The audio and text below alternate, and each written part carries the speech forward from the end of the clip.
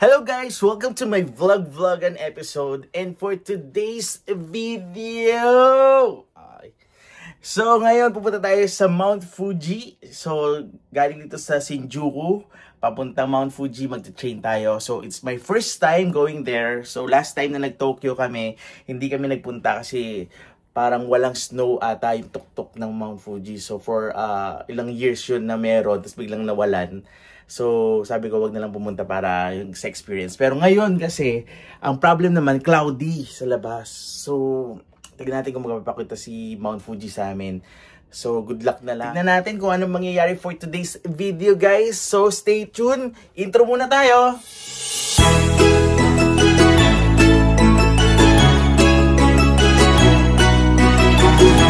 Nagising ako ng 9 AM ngayong umaga. Medyo late na nga eh. Pero okay lang, vacation mode naman tayo. Umalis kami ng Appa Hotel sa Shinjuku bandang 11 AM na. Naglakad-lakad kami ng mga 10 minutes papuntang Shinjuku Bus Terminal para bumili ng ticket papuntang Mount Fuji. Pero ang malas, sabi ng tourism officer, late na raw kami para sa biyahe ngayong araw. Kaya ang suggestion niya, bumili na lang kami ng ticket para bukas ng umaga. At yun nga ginawa namin. Since may buong araw pa kami, naisipan naming pumunta muna sa Ginza para maglibot-libot at magpatay ng oras. Grabe, ang ganda sa Ginza, para siyang BGC sa Pilipinas o TST ng Hong Kong. Puro high-end na brands ang nasa paligid. Nakakatuwang mag-window shopping kahit medyo masakit sa bulsa. Bulsa ni ate ha, hindi sa akin kasi literal na nag-window shopping lang ako. Pumunta rin kami sa mga Onitsuka stores. Merong yellow Onitsuka store, medyo sporty ang vibe, mostly modern designs. Merong red Onitsuka store naman, dito mas vintage inspired at meron ding lifestyle pieces. Andun yung famous Mexico 66 SD na dito mo lang ata sa Japan makikita. Kaya napakahaba ng pila. Siguro nag-antay rin kami mga 30 minutes bago kami nakababa doon sa basement. Pag nakabili ka na, pwede mo nang palagyan ng initials mo up to 3 letters. At syempre, di pwedeng palampasin ang main Onitsuka store. Mas malaki, mas kumpleto at andun ng exclusive collections na wala sa ibang branches. After ng Ginza Adventure, dumiretso naman kami sa Shibuya. Sumakay kami ng metro train from Ginza Station papuntang Shibuya Station para makita ang sikat na Shibuya Scramble Crossing. Ang saya ng araw kahit medyo nabitin kami sa Mount Fuji plan. Adventure pa rin.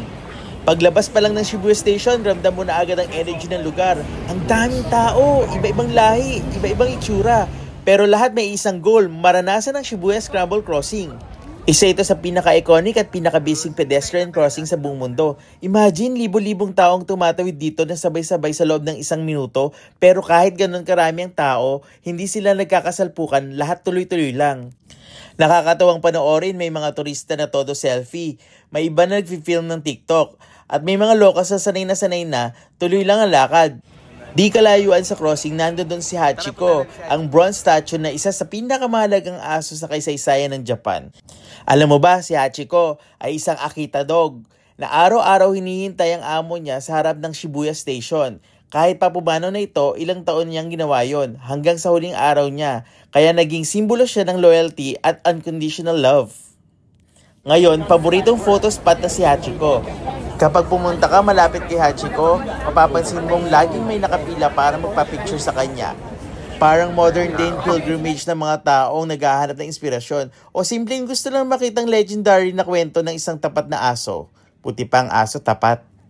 At habang naglalakad sa paligid ng Shibuya, mapapansin mong buhay na buhay ang lugar. May mga shopping spots, cafes, karaoke bars, at syempre, yung giant digital billboards na parang Times Square ng Tokyo.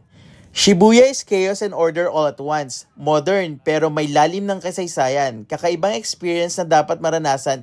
Kaya pag pumunta ka ng Japan, huwag mong kakalimutang bumisita kay Hachiko at sa Shibuya.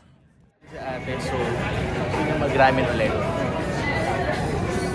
At sa paglalakad namin, biglang nagutom si ate kaya nagyaya ng ramen. Gusto ata ikumpara lahat ng ramen sa Japan. Araw-araw nagraramen kami sa iba't ibang ramen house. Pero in fairness, iba-ibang lasa. At lahat ang sasarap gaya nito. Matakan ng lasa. Yun lang ang kwento for today. Kasi parang magagamin na, babalik na rin kami sa hotel.